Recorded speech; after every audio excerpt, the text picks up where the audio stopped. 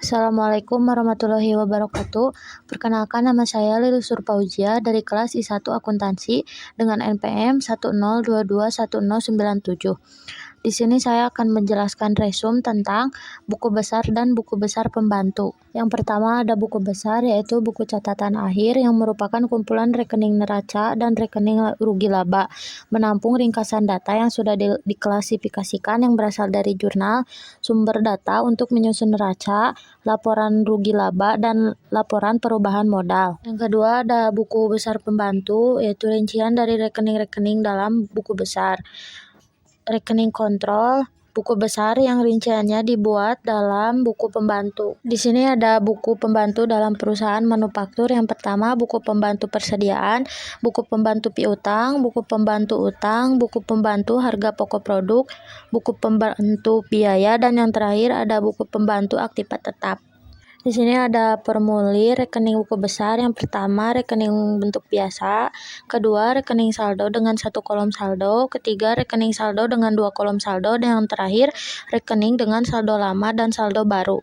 Ada juga klasifikasi rekening. Yang pertama berdasarkan laporan keuangan, rekening diklasifikasi sesuai dengan susunan dalam neraca dan dengan sesuai susunan dalam laporan laba rugi. Dan yang kedua ada berdasarkan arus nilai. Di sini ada klasifikasi atas dasar laporan keuangan.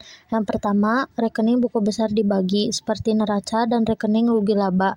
Yang kedua, rekening neraca dibagi dalam kelompok seperti aktiva, utang, dan modal. Yang ketiga, masing-masing kelompok dibagi dalam golongan.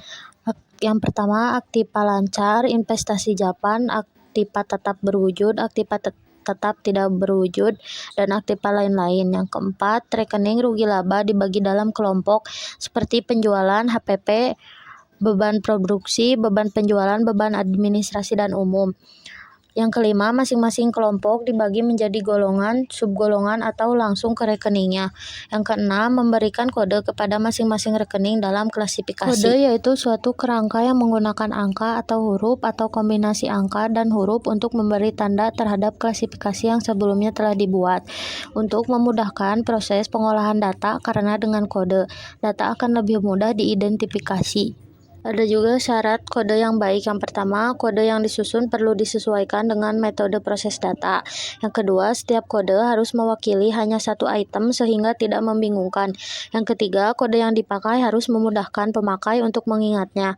Yang keempat, kode yang disusun harus fleksibel, artinya dapat dilakukan perluasan tanpa perubahan menyeluruh.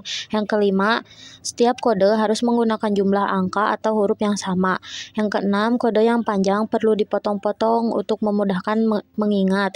Dan yang terakhir, dalam kode yang panjang perlu diberi kode yang merupakan cek digit, yaitu untuk mengecek kebenaran kode. Cara penanganan dokumen sumber. Yang pertama ada media tunggal, dokumen sumber yang hanya berisi satu rekening yang didebit atau satu rekening yang dikredit. Contohnya seperti faktur penjualan. Dan yang kedua ada media campuran, yaitu dokumen sumber yang berisi lebih dari satu rekening yang didebit atau lebih dari satu rekening yang dikredit. Contohnya seperti bukti kas keluar. Mengapa pencatatan data yang direkam pada media campuran ke dalam rekening pembantu perlu metode penanganan tertentu?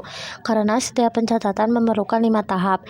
Yang pertama, mengambil media yang akan dicatat ke dalam rekening pembantu. Yang kedua, mencari kartu rekening yang akan didebit atau dikredit yang disimpan dalam arsip berdasarkan data yang tercantum dalam media. Yang ketiga, mengambil dari arsip kartu rekening yang dipilih dalam tahap kedua dan meletakkannya di atas meja. Yang keempat, mencatat data yang tercantum dalam media ke dalam kartu rekening yang diambil dari arsip pada tahap ketiga. Dan yang terakhir, mengembalikan kartu rekening ke tempatnya semula dalam arsip untuk memudahkan pencairannya kembali dalam posting berikutnya. Sekian resume yang bisa saya jelaskan. Mohon maaf bila banyak kekurangan. Wassalamualaikum warahmatullahi wabarakatuh.